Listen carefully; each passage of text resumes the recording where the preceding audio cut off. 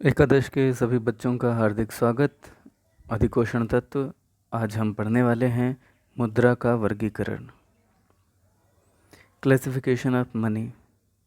देखिए, मुद्रा जो है ना, उसके बारे में क्राउथर कुछ महत्वपूर्ण बात कहते हैं कि यह आवश्यक नहीं कि मुद्रा स्वयं में मूल्यवान हो, किंतु इसमें सापेक्षिक दुर्लभता का होना आवश्यक है। सापेक्षिक दुर्लभता का आशय होता है कि मुद्रा सर्वसुलभ है तो ज़रूर, लेकिन दुर्लभता के साथ, यानी कि ये आसानी से किसी को नहीं मिलता। क्योंकि यदि यह किसी भी वृक्ष से तोड़ी जा सकेगी और सुलभ और प्रचुर मात्रा में उपलब्ध होगी तो फिर काम नहीं चलेगा।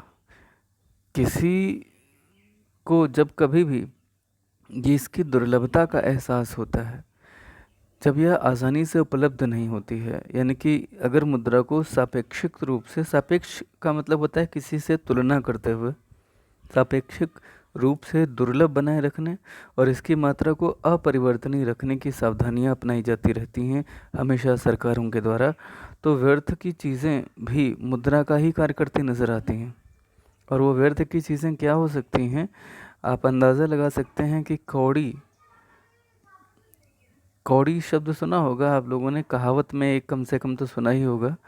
नए बच्चे कौड़ी शायद देख ना सके हों, लेकिन कौड़ी एक कहावत बहुत आती है कि 2 कौड़ी का काम किया है तुमने, या 2 कौड़ी का आदमी। तो ये कौड़ी यानी कि सबसे कम मूल्यवान वस्तु।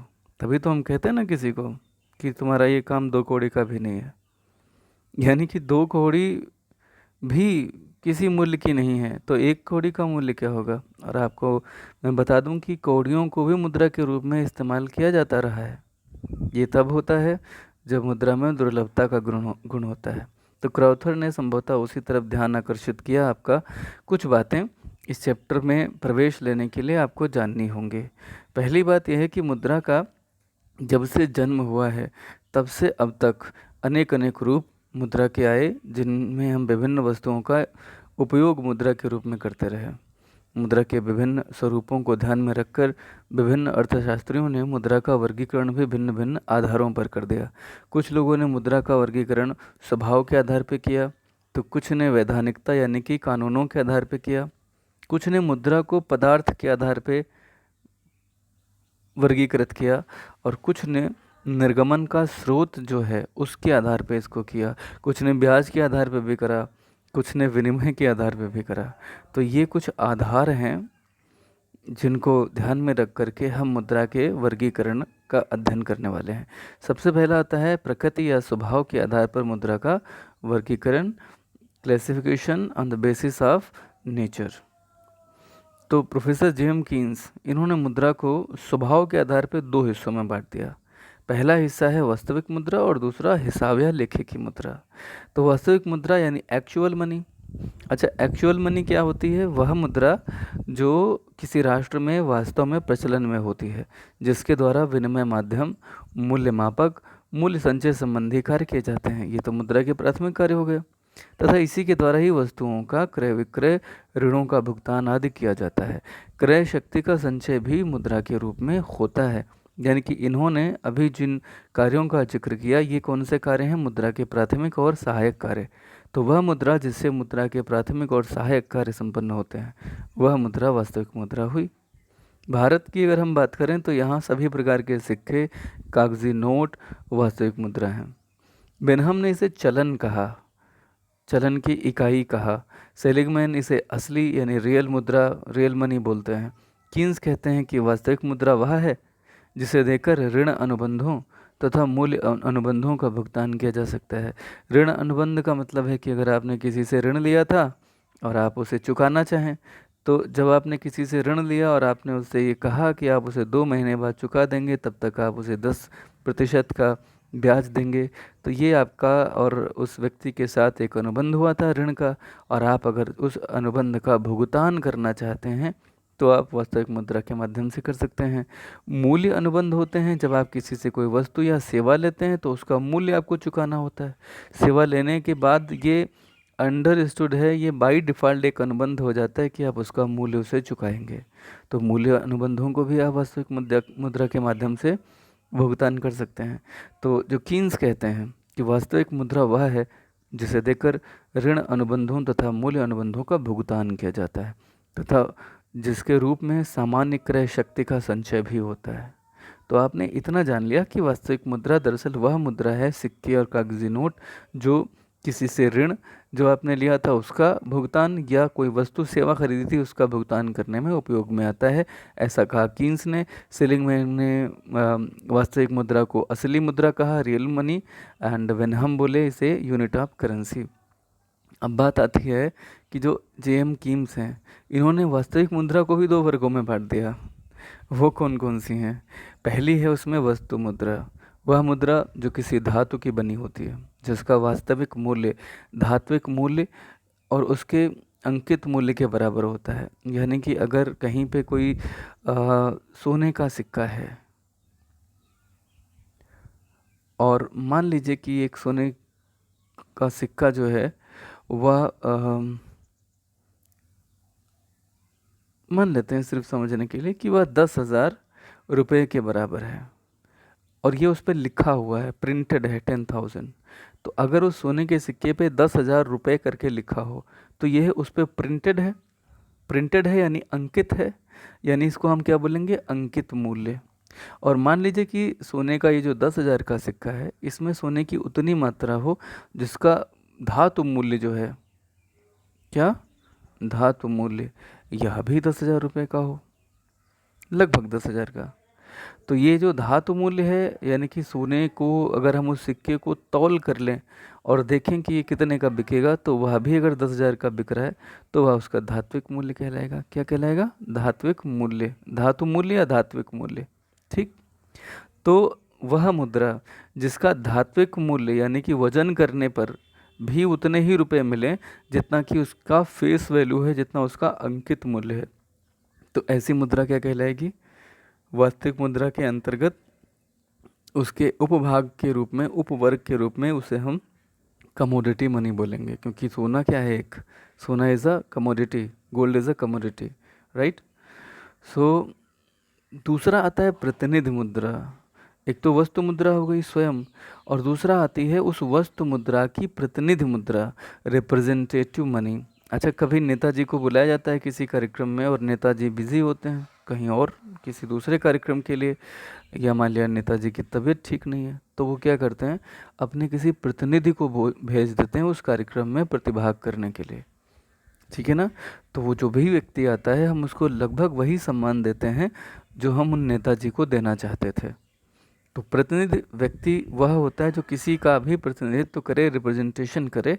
प्रतिनिधि मुद्रा जब वास्तविक मुद्रा का प्रतिनिधित्व करती है, जैसे वस्तु मुद्रा का प्रतिनिधित्व करती है, तो उसको हम प्रतिनिधि मुद्रा बोलते हैं। और ध्यान रखना, यह अभी वास्तविक मुद्रा का ही एक भाग है, उपभाग। ठीक। तो वास्तविक मुद्रा के दो भाग थे, एक थी वस्तु मुद्रा और दूसरी थी प्रतिनिधि मुद्रा। हम पढ़ रहे हैं प्रतिनिधि मुद्रा क्या होती है। ऐसी मुद्रा जो वास्तविक मूल्य उसके अंकित मूल्य से कम होता है। अब जैसे कागज़ का नोट है, तो कागज़ के नोट पे मान लिया लिखा है 2,000। ठीक। अब कागज़ तो कागज़ का है, कागज़ का नोट तो कागज़ का बना है। अगर आप कागज़ के रूप में उसे बेचने जाएं तो 2,000 का नोट कितने का बिकेगा? कितने कीमत का कागज़ लगा है उसमें?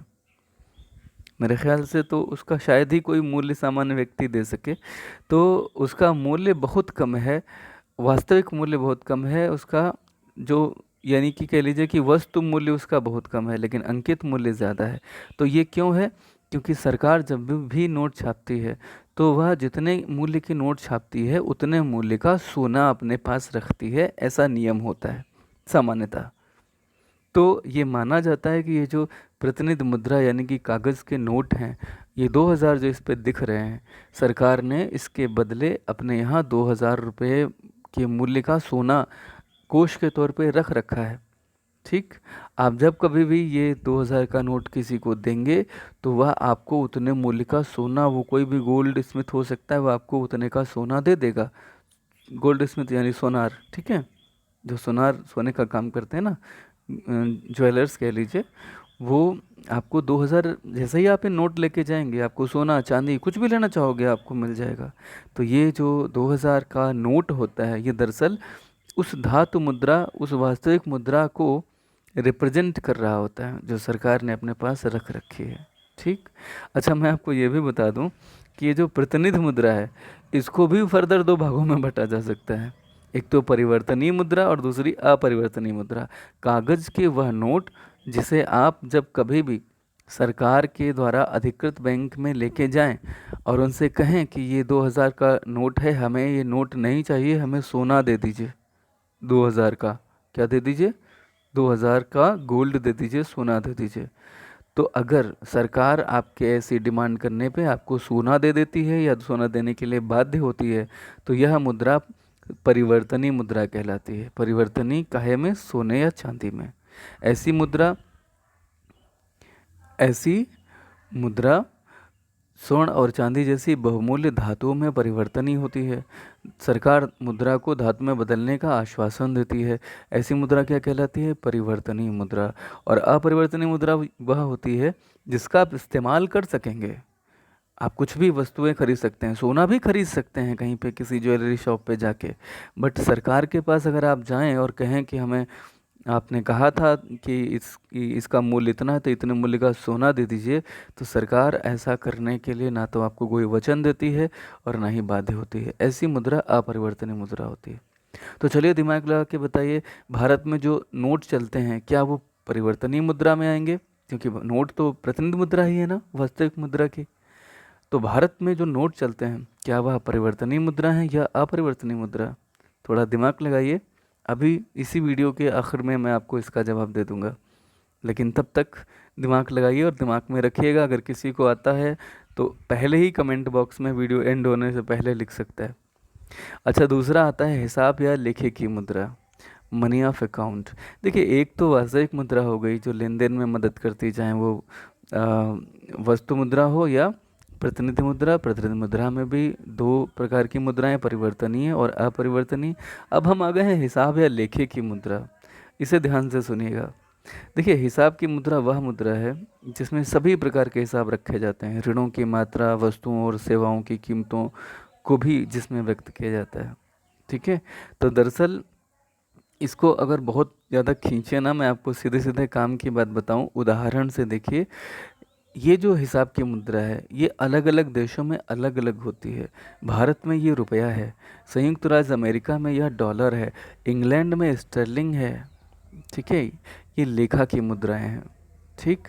सेलिंग बैंक ने हिसाब की मुद्रा को दरअसल आदर्श मुद्रा यानी आइडियल मनी बोली है। और मैं आपको बता दूं, आदर्श जो हैं वह किताबों में, अच्छी अच्छी बातों में, संतों के उपदेशों में दिखते हैं, रियलिटी में नहीं दिखते हैं। अब आप कहेंगे कि नहीं सर, रुपया तो दिखता है, हमें रोज़ दिखता है, भारत में दिखता है, अमेरिका में डॉलर दिखते हैं। बिल्कुल सही कहा। ये कहीं कहीं ऐसा होता है, जैसे भारत में ये है, संयुक्त राज्य अमेरिका में ये है, लेकिन इंग्लैंड में चलते तो पौंड हैं।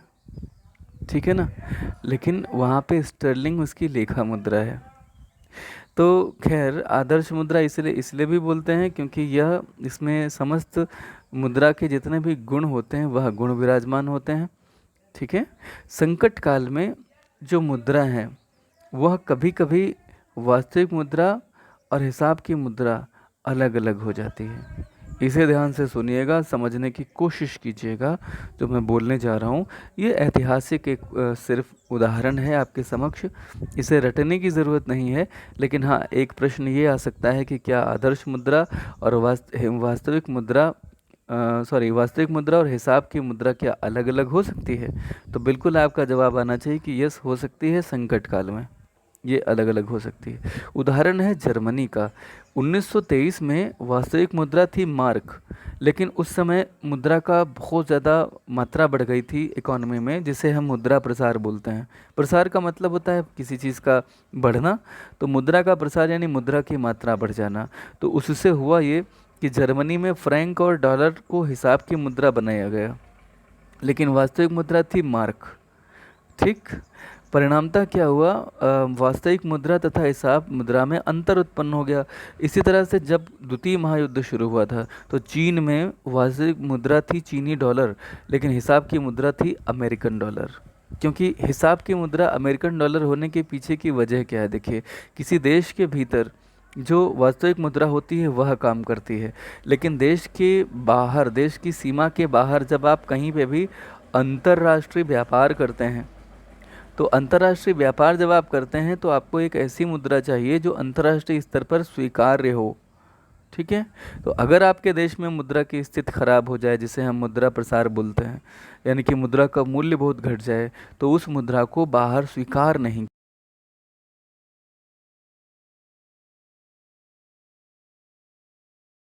हम लेना चाहते हैं, जो मतलब हिसाब की मुद्रा के तौर पे जो एक्सेप्टेबल होती हैं। तो वही हुआ था चीन में, जब चीन में द्वितीय महायुद्ध के दौरान मुद्रा प्रसार की स्थिति उत्पन्न हुई, तो वहाँ पे चीन की वास्तविक मुद्रा चीनी डॉलर ही रही, लेकिन हिसाब की मुद्रा अमेरिकन डॉलर कर ली गई। तो जर्मनी और चीन इस बात के उदाहरण हैं कि कोई विदेशी मुद्रा वास्तविक मुद्रा तो नहीं हो सकती, जबकि हिसाब की इकाई के रूप में देश में विदेशी मुद्रा का प्रयोग किया जा सकता है, जैसे कि चीन में और जर्मनी में हुआ।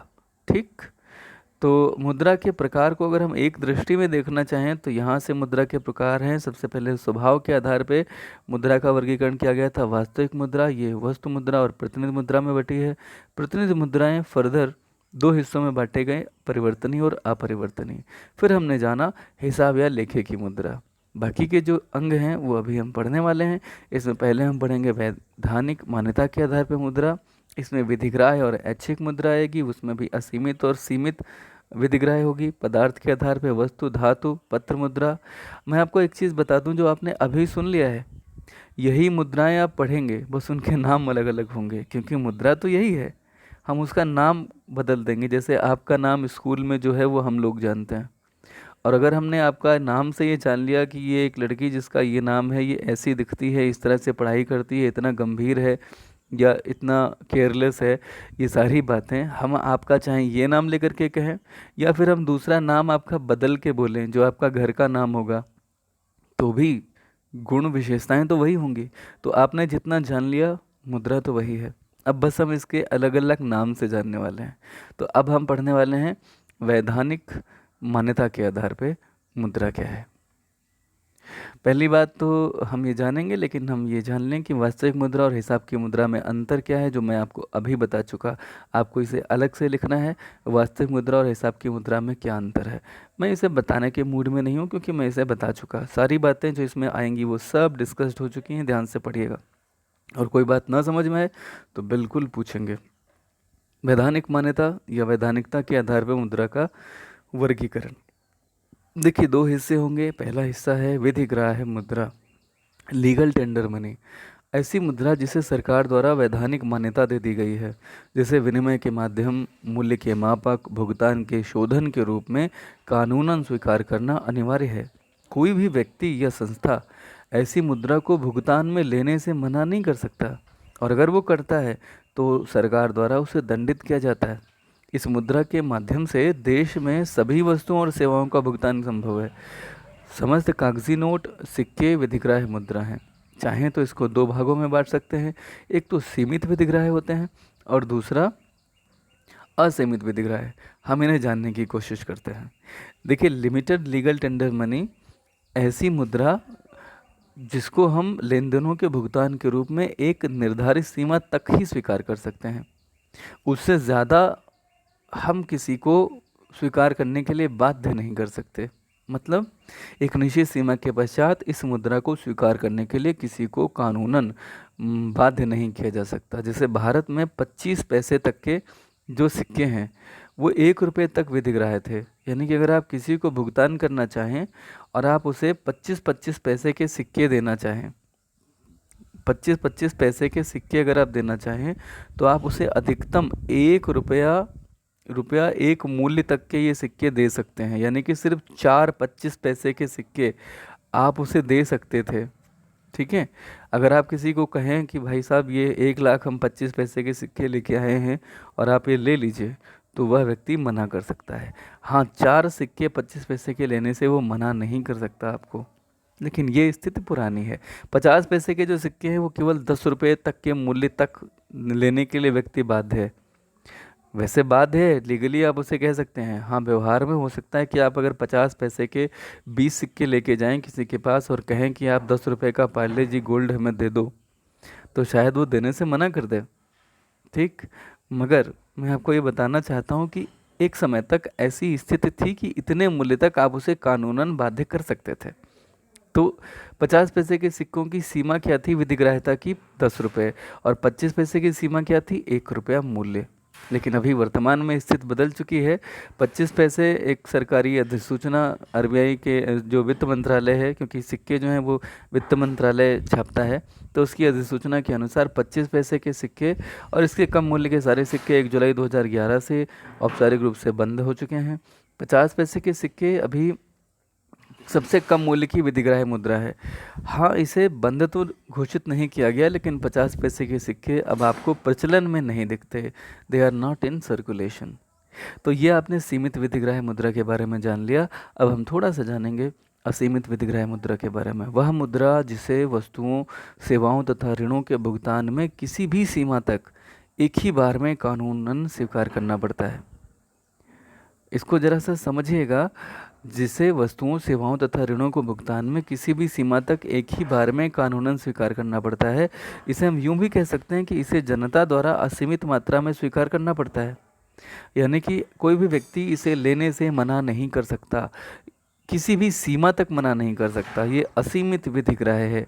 भारत में 1 रुपये तथा उससे अधिक मूल्य के सभी सिक्के, सभी प्रकार के कागजी नोट असीमित विधिग्राह्य मुद्रा में है। यदि कोई व्यक्ति ने भुगतान लेने से मना करे तो आप उसे न्यायालय में घसीट के ले जा सकते हो। घसीट के ले जाने का मतलब ये नहीं कि पकड़ के घसीटते हुए ले जाओ, मतलब आप उसे न्यायालय तक में चैलेंज कर सकते हो कि वो आपके द्वारा दिए गए किसी भी 1 रुपये से लेकर के ऊपर 10 रुपये, 20 रुपये, 50 रुपये के किसी भी 500 और 2000 के नोट लेने के लिए वो बाध्य होगा ही होगा। तो ये हो गए कानून के आधार पे। इसे हम विधिग्राह्य मुद्रा जानते थे। और विधिग्राह्य मुद्रा में सीमित विधिग्राह्य और असीमित विधिग्राह्य। इसके बाद आती है ऐच्छिक मुद्रा। अभी तक आपने जो पढ़ा था वो दरअसल क्या था? वो था वैधानिक मान्यता के आधार पे। तो वैधानिक मान्यता के आधार पे एक तो कानूनन एक्सेप्ट करना जिसके लिए मजबूरी है, उसकी अपनी सीमाएं थी, सीमित विधिग्राह्य मुद्रा थी या असीमित विधिग्राह्य मुद्रा थी। दूसरी आती है ऐच्छिक मुद्रा। ये कानून के आधार पर ही है। कानून उस व्यक्ति की इच्छा पर निर्भर करता है कि वह मुद्रा वह एक्सेप्ट करेगा कि नहीं करेगा। तो ज़रा सा समझते हैं। देखिए, ऐच्छिक मुद्रा का मतलब है कि आप किसी व्यक्ति को अगर उस मुद्रा में भुगतान करना चाहते हैं तो यह उसकी इच्छा पर निर्भर करेगा कि वह उसे एक्सेप्ट करेगा कि नहीं करेगा। इसमें कौन सी मुद्राएं आती हैं? इसमें चेक, ड्राफ्ट, हुंडियाँ, विनिमय विपत्र, बिल ऑफ एक्सचेंजेस आते हैं। अगर आपने किसी से कोई भी वस्तु या सेवा ली और आप बदले में भुगतान करते समय आप उसे चेक से पेमेंट करने की इच्छा जताएं, तो अगर उसकी इच्छा होती है और वो एक्सेप्ट करता है तो आप उसे चेक में भुगतान आसानी से कर सकते हैं। बट अगर वो डिनाई करे तो आप उसे मजबूर नहीं कर सकते कि वो चेक एक्सेप्ट ही करे, ड्राफ्ट एक्सेप्ट ही करे। ये एक क्या कहेंगे, रिक्वेस्ट की बात होगी, किसी से निवेदन की बात होती है कि वह इस तरह की मुद्राओं को एक्सेप्ट करता है कि नहीं करता। ठीक। ऐच्छिक मुद्रा को हम क्रेडिट मनी भी बोलते हैं और कभी कभी हम इसे वैकल्पिक मुद्रा के नाम पे भी जानते हैं। ठीक है, अल्टरनेट मनी बोल सकते हैं इसे। खैर, विधिग्राह्य मुद्रा और ऐच्छिक मुद्रा में क्या अंतर होता है ये आपने अभी जाना है। इसे पॉइंट वाइज बताया गया है, इसको आपको अपने नोट्स में शामिल करना है। अलग से प्रश्न बनेगा, विधिग्राह्य मुद्रा और ऐच्छिक मुद्रा में क्या अंतर है। तो आप इसमें जितने भी पॉइंट्स दिए गए हैं वो आप सारे पॉइंट्स के नोट्स बनाएंगे। किसी को नहीं कुछ समझ में आएगा तो बिल्कुल पूछेंगे। पदार्थ के आधार पर मुद्रा का वर्गीकरण हम कर लेते हैं। देखिए, पदार्थ दो तरह के, पदार्थ के आधार पर मुद्रा 3 तरह की हो सकती है। एक तो वस्तु मुद्रा, धातु मुद्रा और पत्र मुद्रा। वस्तु मुद्रा तो हमने सबसे पहले जानना शुरू किया था। इसमें कौड़ी, अभी मैं जिक्र कर रहा था ना कौड़ी का, सीप समंदर में पाई जाने वाली चीज़ है। अनाज, पशु चमड़ा और पत्थर। हथियारों को भी, पत्थर के हथियार जो हैं, कीमती पत्थर भी हो सकते हैं और पत्थर के हथियार भी, इनको हम वस्तु मुद्रा के रूप में इस्तेमाल में लाते रहे हैं प्रारंभ से लेकर के। वस्तु मुद्रा में कुछ दोष थे। दोष कौन कौन से थे? नाशवान ये था, अवहनीयता, इसको आसानी से लाया ले जाया नहीं जा सकता, अपरिचायकता, जो मुद्रा आप अपने यहाँ यूज़ कर रहे हैं सीप, आप समंदर के किनारे कहीं पे रहते हैं, ठीक है, और वहाँ सीप बड़ी आसानी से पाई जाती है। फिर आप चले गए किसी पर्वतीय क्षेत्र में, तो हो सकता है कि वहाँ के लोग उस सीप से परिचित ही ना हो। अब अपरिचायकता, मुद्रा में वो गुण होना चाहिए कि सब उससे परिचित हों। छोटा बच्चा भी मुद्रा को पहचानता है। आप उसके हाथ में कोई नोट दे के देखिए, अबोध बच्चा, 2-3 दिनों का बच्चा नोट नहीं छोड़ेगा। आप कहेंगे कि नहीं, उसकी तो मुट्ठियाँ यूं ही बंद रहती हैं, तो वह उसको यूं ही पकड़ता है, किसी भी चीज़ को छोटा बच्चा पकड़ लेता है। बात तो ठीक कह रहे हो आप। लेकिन मैं जो कह रहा हूँ, अगर आप इसको समझ सको, वही बच्चा जब थोड़ा सा बड़ा हो जाता है, सारी चीज़ों को फेंक देता है। नोट पकड़ाइए कभी उसे आप। खैर, ये तो साइकोलॉजी का विषय है, अभी उस पर बहुत ज़्यादा नहीं जाते। ये तो सिर्फ अनुभव हैं, सही भी होते हैं, गलत भी होते हैं, अलग अलग बच्चे हैं, अलग अलग अपवाद होते हैं। खैर, हम बात कर रहे थे कि वस्तु मुद्रा के कुछ दोष होते हैं। अपरिचायकता एक इसका ऐसा ही दोष था। मूल्य में अस्थिरता, कुछ वस्तुओं का मूल्य एक स्थान विशेष पे ज़्यादा, दूसरे पे कम हो सकता है। इसीलिए वस्तु मुद्रा के ये दोषों को दूर करते हुए बाद में धातु मुद्रा, और बाद उसके बाद भी पत्र मुद्रा आई। तो हम वस्तु मुद्रा के बाद जो अगले चरण में बढ़े वो थी मेटेलिक मनी। धातु मुद्रा वह मुद्रा जिसमें धातु के सिक्के प्रचलन में होते हैं। धातु मुद्रा स्वर्ण, चांदी, निकिल आदि धातुओं की बनी होती है। भारत में अगर आपने 10 पैसे 20 पैसे के सिक्के कहीं देखे हों, आपके घर में अगर कहीं मिल जाए या किसी मित्र के यहाँ अगर आपको उपलब्ध हों, तो वो निकल के हुआ करते थे। एल्यूमिनियम, कांसा, इस तरह की धातुएं मिला करके वो सिक्के बना करते थे। ज़्यादातर निकल और एल्यूमिनियम हुआ करती थी, उसमें कांसे भी होता था, ठीक है। और जो बेहतर जो जो धातुएं होती, इन्हें सस्ती धातुएं कहा जाता है, लेकिन जो अच्छी धातु, महंगी धातुएं होती हैं, उसमें स्वर्ण और चांदी आती है, ठीक है। तो सिक्के किसी भी धातु के टुकड़े के हो सकते हैं। इन्हें निश्चित वजन और आकार के अनुसार उनका मूल्य तय किया जाता है। इन पे एक सरकारी चिन्ह जिसे हम मोहर बोलते हैं, वह भी उपयोग में लाया जाता है। अब हम थोड़ा सा फर्दर जानेंगे कि धातु मुद्रा 2 भागों में बटी होती है। एक तो प्रमाणिक सिक्के और दूसरा सांकेतिक सिक्के। प्रमाणिक सिक्के क्या होते हैं? ये देश की प्रधान मुद्रा, प्रमुख मुद्रा होती है। इसे मानक मुद्रा भी बोलते हैं। मानक मुद्रा यानी स्टैंडर्ड मनी या स्टैंडर्ड कॉइन, ठीक है।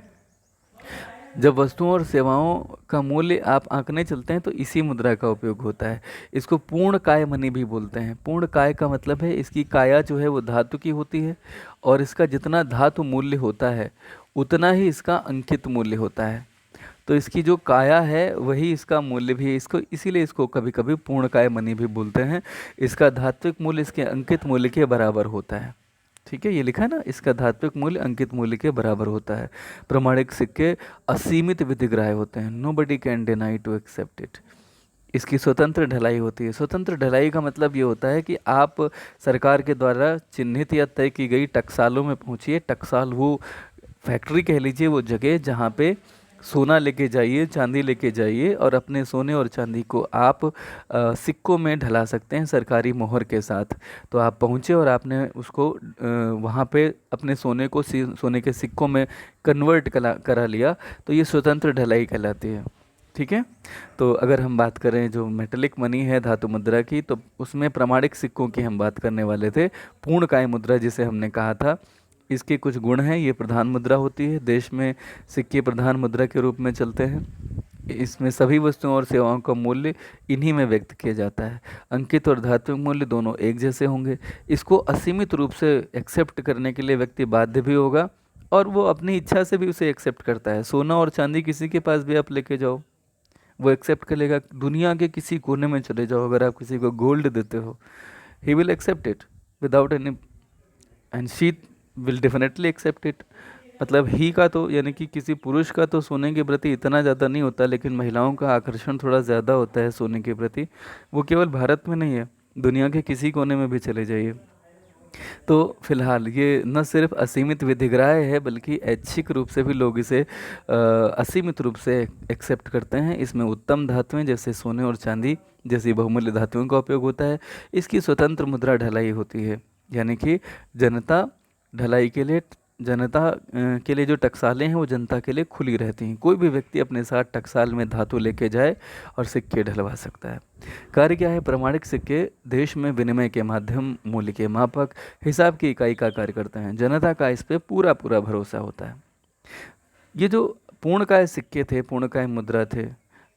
इसके अलावा सांकेतिक सिक्के भी होते हैं।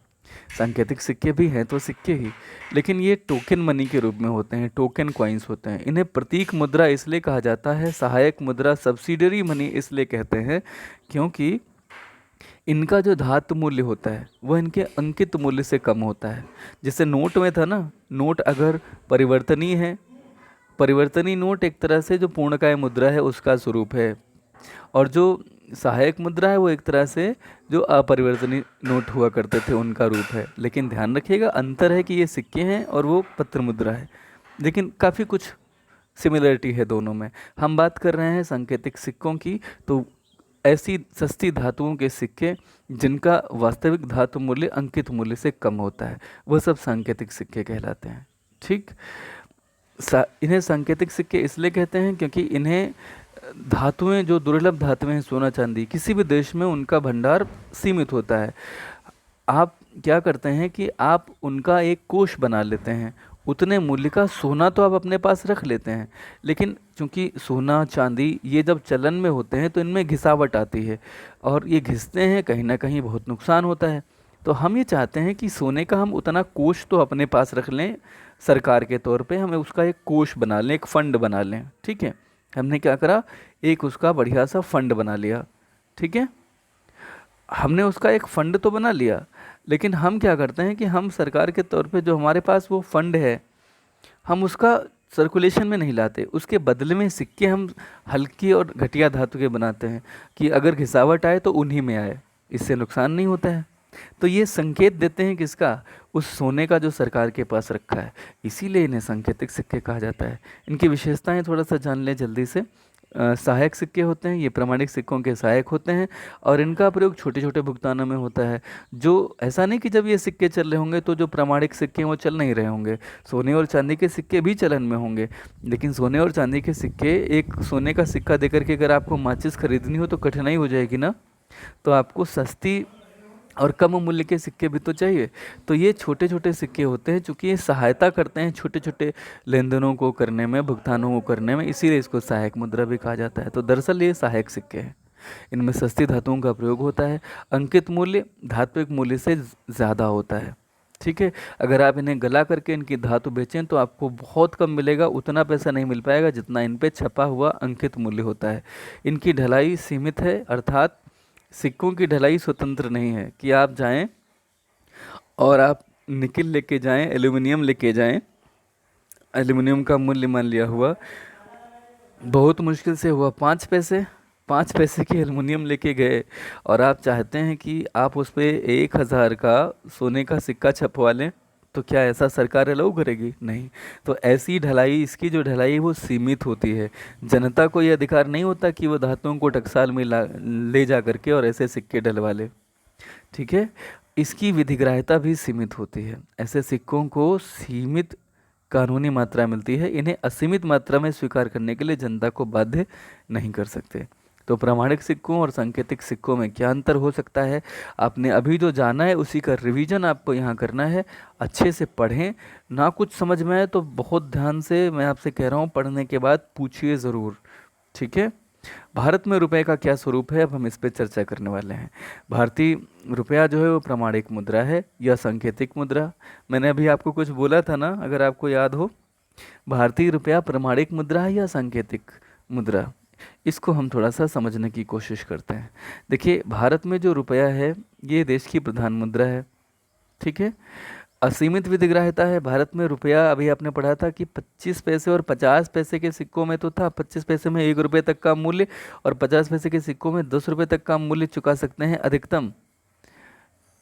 लेकिन 1 रुपये से लेकर के 2,000 तक के जो नोट्स हैं, ये सारे नोट्स व्यक्ति को किसी भी मूल्य तक आप दे सकते हैं, और कानूनन वो लेने से मना नहीं कर सकता। अगर कोई मना करता है कोई सिक्का लेने से, तो आप उसको कह सकते हैं कि हम आपकी कंप्लेंट करने वाले हैं, एंड ही और she will have to accept it without any doubt, right. So हमने अभी जाना कि देश का जो रुपया है वह प्रधान मुद्रा है, असीमित विधिग्राह्यता का गुण रखता है, इसके द्वारा सभी वस्तुओं और सेवाओं का मूल्यांकन भी होता है। यही तो प्राथमिक जो प्रामाणिक मुद्रा है उसके लक्षण होते हैं। लेकिन सांकेतिक मुद्रा के भी कुछ लक्षण भारतीय रुपये में नज़र आते हैं। क्या कि अंकित और वास्तविक मूल्य, जो भारत में रुपए का सिक्का है उसका जितना मूल्य उस पे छपा है वह उतने मूल्य का नहीं है। इसकी सीमित ढलाई है, क्योंकि प्रमाणिक मुद्रा में ढलाई तो स्वतंत्र होती है, आपने पीछे पढ़ा था, लेकिन इसकी ढलाई सीमित है। अगर आप लेके जाएं स्टील थोड़ी सी और कहें कि भैया हमारा ये सिक्का छाप दो, तो सरकार आपकी इस बात को मानने के लिए तैयार नहीं होगी और आपको भगा दिया जाएगा वहाँ से। तो इसकी सीमित ढलाई है। और मुद्रा पदार्थ अर्थात यह सस्ती धातु या कागज के नोट का भी बना हुआ होता है। वास्तविक प्रमाणिक मुद्रा में क्या था, वह ऐसी धातु का बना होता है जितने उसका धातु मूल्य उसके अंकित मूल्य के बराबर होना चाहिए, लेकिन भारतीय सिक्के में ऐसा नहीं है। तो अगर आप देखें 3 लक्षण प्रमाणिक मुद्रा के, 3 लक्षण सांकेतिक मुद्रा के भारतीय रुपए में है, तो हम इसे क्या बोलेंगे? हम इसे प्रमाणिक मुद्रा भी नहीं बोलने वाले, हम इसे सांकेतिक मुद्रा भी नहीं बोलने वाले, दोनों के लक्षण है ना।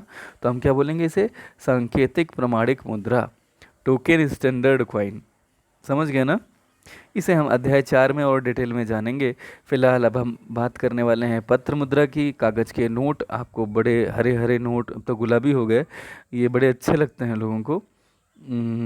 कागज़ के नोट सभी को बहुत प्यारे और प्रिय हैं, क्योंकि ये मुद्रा का प्रतिनिधित्व करते हैं। प्रतिनिधित्व से कुछ याद आया? दरअसल ये प्रतिनिधि मुद्रा के रूप में इस्तेमाल होते हैं, लेकिन यहाँ पर हम इसको एक दूसरे रूप में पढ़ रहे हैं। इसे हमने पत्र मुद्रा का नाम दिया है। क्यों? क्योंकि हम यहाँ पे जो इसे पढ़ रहे हैं वो कौन सा टॉपिक है?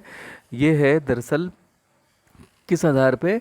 ये है धातु मुद्रा के आधार पे। तो धातु मुद्रा हमने पढ़ लिया, प्रामाणिक सिक्के थे, और उसके बाद में हम यहाँ पे अब जो पढ़ रहे हैं वो क्या पढ़ रहे हैं?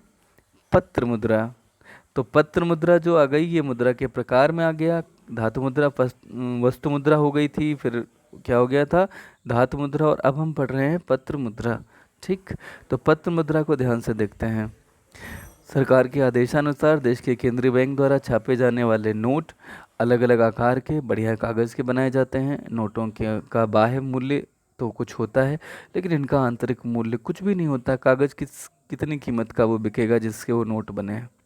और आपको शायद याद हो, जब भारत में 1,000 रुपये मूल्य के नोट जो थे पहले, वो जब सरकार ने अमान्य घोषित किए, कुछ महीने का समय दिया उन्होंने कि आप ये नोट आरबीआई में जाके वापस कर सको, उसके बाद भी जिन लोगों के पास काला धन था, यानी जिस पे लोगों ने टैक्स नहीं दिया था, जब वो उसे जमा नहीं कर पाए क्योंकि वो कर नहीं सकते थे, तो तालाबों में वो नोट फेंक दिए गए, यानी कि उनका कागज़ के रूप में भी इस्तेमाल नहीं हो सकता था।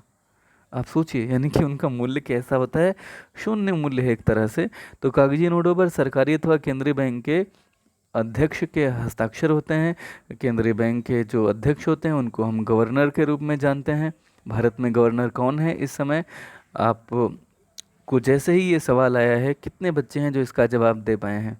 अगर नहीं दे पाए हैं तो गूगल पे खोजिए। ये बेहद ज़रूरी बात है कि आप बैंकिंग के विद्यार्थी हैं और आपको पता ना हो अगर कि कौन केंद्रीय बैंक का इस समय अध्यक्ष है। केंद्रीय बैंक के अध्यक्ष को हम गवर्नर बोलते हैं। भारत में केंद्रीय बैंक कौन है? आरबीआई। इसके गवर्नर कौन है?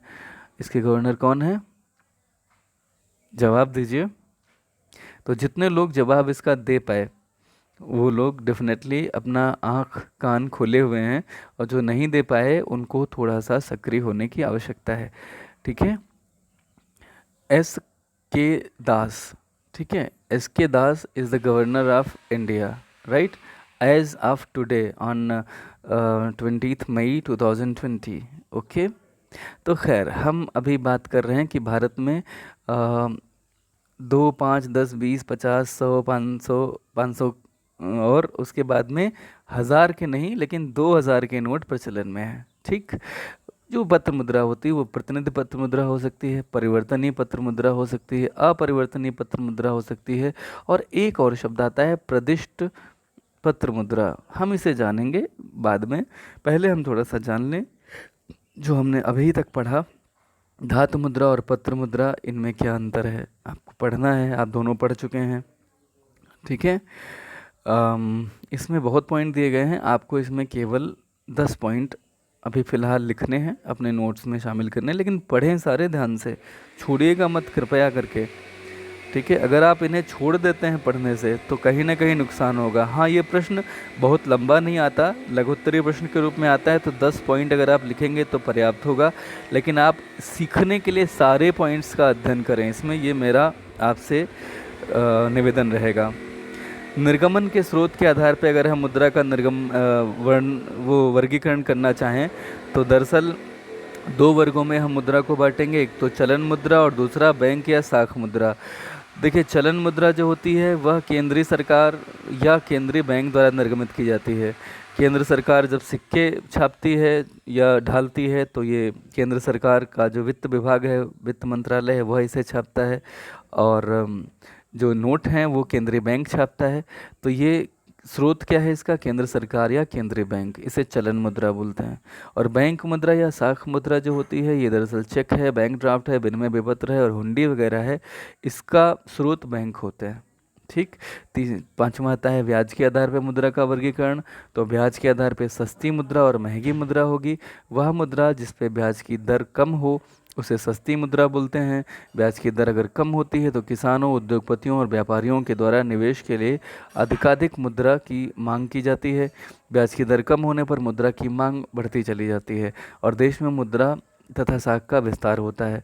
इसके अतिरिक्त देश में कृषि, उद्योग धंधों के विकास को प्रोत्साहित करने हेतु केंद्रीय बैंक सस्ती मुद्रा नीति अपनाकर विभिन्न कदम उठाती है। इस समय भारतवर्ष में लगातार बैंक दरों में कमी की जा रही है।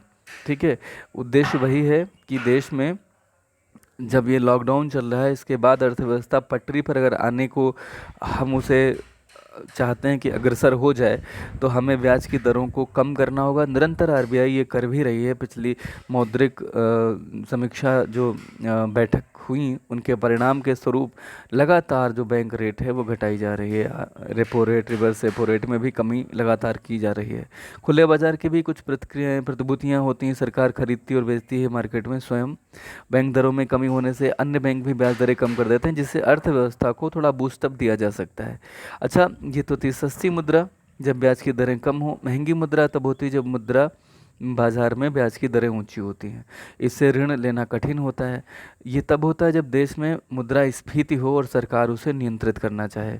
ठीक है, तो ऐसी स्थिति में साख संकुचन के टूल के तौर पे, यंत्र के तौर पे ब्याज दरें बढ़ा दी जाती हैं। तो ऐसी मुद्रा को हम महंगी मुद्रा बोलते हैं। तो फिलहाल इसे हम डिटेल में आगे के चैप्टर्स में जानेंगे। अब हमें यही पढ़ना है पूरे बैंकिंग में, आगे चल के एक एक करके चैप्टर वाइज हम इसे पूरा पढ़ेंगे। विदेशी विनिमय के आधार पर अगर मुद्रा का वर्गीकरण करें तो सुलभ मुद्रा, सॉफ्ट मनी, जब किसी देश की मुद्रा की पूर्ति उसकी मांग से अधिक होती है। जैसे कि भारतीय रुपया जो है वर्तमान में इसकी जो विदेशों में पूर्ति है वह इसकी मांग से ज़्यादा है। इसीलिए जब ऐसा हो जाता है किसी भी वस्तु की अगर मांग से उसकी जो पूर्ति है वह ज़्यादा हो जाए, क्या हो जाए? ज़्यादा हो जाए मांग से, तो ऐसी स्थिति में उसका मूल्य घट जाता है। तो भारत में अगर कोई भी, जिस किसी की भी मांग जो है उससे पूर्ति ज़्यादा हो जाए वो सुलभ हो जाती है ना, और जिस चीज़ की मांग ज़्यादा हो जाए उसकी पूर्ति कम हो जाए तो वह दुर्लभ हो जाती है। सुलभ मुद्रा वही है जिसकी मांग जो है वो कम है पूर्ति से। ठीक, तो सुलभ मुद्रा से अभिप्राय ऐसी मुद्रा से है जिसकी पूर्ति उसकी मांग से अधिक है। आजकल भारत, बांग्लादेश, पाकिस्तान की मुद्राओं की मांग इनकी पूर्ति से कम है, इसलिए सुलभ मुद्राएँ हैं। ठीक है, ये पहले की भी बात थी, अभी की भी बात है। दुर्लभ मुद्रा वो मुद्रा होती है जब किसी देश की मुद्रा में उसकी पूर्ति उसकी मांग से कम हो जाए। देश की मुद्रा की पूर्ति उसकी मांग से कम हो जाए तो वह कठिनाई से उपलब्ध होने लगती है। ऐसी मुद्राएं दुर्लभ मुद्राएं कहलाती हैं। ये हम यहाँ पे अंतर्राष्ट्रीय स्तर पे दरअसल इसका आकलन कर रहे हैं। ये दुर्लभ मुद्रा और सुलभ मुद्रा दरअसल जब हम किसी भी देश को उसकी सीमाओं से बाहर उसका मूल्यांकन करते हैं तब हम इस कैटेगरी में आते हैं, दुर्लभ और सुलभ मुद्रा। तो दुर्लभ मुद्रा से अभिप्राय किसी देश की मुद्रा की मांग या उसकी पूर्ति, मांग का उसकी पूर्ति से अधिक होना होता है। संयुक्त राज्य अमेरिका, ऑस्ट्रेलिया, कनाडा और फ्रांस जैसे देशों की जो मुद्राएं हैं वो दुर्लभ मुद्राएं मानी जाती हैं क्योंकि इनकी मांग इनकी पूर्ति से अधिक है। आपके मन में ये सवाल आना चाहिए कि ऐसा क्या है कि इनकी जो मुद्राएं हैं वो दुर्लभ हो जाती हैं। जवाब यही आएगा कि क्योंकि इनकी मांग इनकी पूर्ति से अधिक है। बढ़िया बात है। सवाल ये भी आना चाहिए कि इनकी मांग इनकी पूर्ति से अधिक कैसे है। तो एक लाइन में इसका उत्तर दे देता हूँ। जो देश बाकी के दुनिया में, रेस्ट ऑफ द वर्ल्ड में निर्यात ज़्यादा करते हैं, उनकी वस्तुएं और सेवाएं खरीदने के लिए लोगों को उनकी मुद्रा में ही तो भुगतान करना पड़ेगा, तो वह उनकी मुद्रा की मांग करते हैं। ठीक है। और जो देश आयात ज़्यादा करते हैं, आयात करने वाले जो लोग होते हैं, वह जिन देशों से आयात करते हैं उन देशों से वहाँ की मुद्रा की मांग करते हैं। तो जब आप वहाँ की मुद्रा मांगेंगे तो आप अपने देश की मुद्रा उन्हें बदले में दे रहे होंगे ना, और इसीलिए आपकी सप्लाई ज़्यादा होगी। भारत जैसे, पाकिस्तान जैसे, बांग्लादेश जैसे तमाम ऐसे देश हैं जिनके आयात उनके निर्यात से ज़्यादा होते हैं। भारत में भी आयात क्रूड ऑयल का, कच्चे तेल का आयात बहुत ज़्यादा होता है। अगर हम चाहते हैं कि हमारे देश की मुद्रा जो है, वो जो आज जिसका मूल्य बहुत घट गया है, वह कम हो जाए, तो हमें क्या करना पड़ेगा? हमें अपने आयातों पर नियंत्रण रखना होगा, लगाना होगा, किसी भी तरह से कंट्रोल करना होगा, विदेशी वस्तुओं का उपयोग कम से कम करना होगा। इसका मतलब ये नहीं कि हम भूखे बैठ जाएं, विदेशी वस्तुओं का उपयोग नहीं करना होगा तो वो जो मूर्खतापूर्ण बातें होती हैं कि चाइनीज़ वस्तुओं का इस्तेमाल नहीं करेंगे, बहिष्कार करेंगे। अरे भाई, बहिष्कार नहीं करना है। चाइनीज़ वस्तुएं सरल हैं, सस्ती हैं और अच्छी हैं क्वालिटी में, इसलिए हम इस्तेमाल कर रहे हैं। हमें अपने देश में उससे ज़्यादा सस्ती और उससे ज़्यादा गुणवत्तापरक वस्तुएं खड़ी कर देनी है उसके कंपटीशन में, तब हम अपने देश में आत्मनिर्भर हो सकेंगे, आयात बढ़ा सकेंगे, आयात घटा सकेंगे निर्यात के मुकाबले। और जब हम उनकी ही ज़्यादा गुणवत्ता वाली वस्तुएं उनसे कम कीमत पे बनाना शुरू कर देंगे जिस समय अपने देश में, उस समय हम चाइना से जो वस्तुएं आयात करते हैं वो चाइना को ही निर्यात करना शुरू कर देंगे। और ये दिन दूर नहीं, अगर हम सभी लोग इसी तरह से सोचें तो हम निश्चित रूप से सफल हो सकते हैं। फिलहाल आज के लिए इतना ही। आप सभी का बहुत बहुत धन्यवाद। अगर आपको ये चीज़ें अच्छी लगती हैं तो कृपया कमेंट बॉक्स में हमें सूचना दें। जब आप ऐसी कोई सूचना देते हैं तो मन बनता है कि हाँ, इस तरह के वीडियो और बनाने चाहिए या नहीं बनाने चाहिए। ठीक है। थोड़ा सा आप अगर अपनी प्रतिक्रियाओं से मुझे प्रोत्साहन देंगे तो शायद मैं और कुछ बेहतर कर सकूँगा। सिर्फ अच्छाइयाँ मत बताइएगा, कमियां ज़रूर बताइए, क्योंकि हर व्यक्ति जब भी कोई कोशिश करता है तो कुछ ना कुछ कमियां रह जाती हैं, और इंसानों की ये फितरत होनी चाहिए कि वो अपनी कमियों पर निरंतर काम करें। मैं कर रहा हूँ, आप भी कीजिए, कमियां सुधारते रहिए और इस तरह से आप परफेक्शन की दिशा में आगे बढ़ जाएंगे। बहुत बहुत धन्यवाद आप सभी का।